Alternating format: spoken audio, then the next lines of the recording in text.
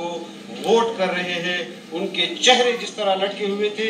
कल अपोजिशन ने दावा किया कि उन्होंने जबर की बुनियाद पर उनको मैनेज किया गया है, और हम बरमला कहते हैं कि हुकूमत के लिए इदारों ने ये कानून साजी ये मैनेज की है।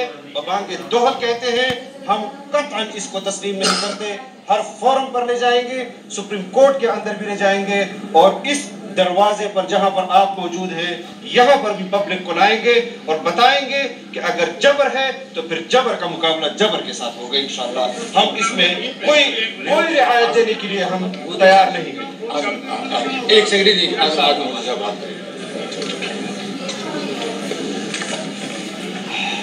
बिस्मिल्लाहिर्रहमानिर्रहीम। मुझसे पहले बाकी कायदीन बात कर चुके हैं, मैं सिर्फ 2-3 बातें करूंगा।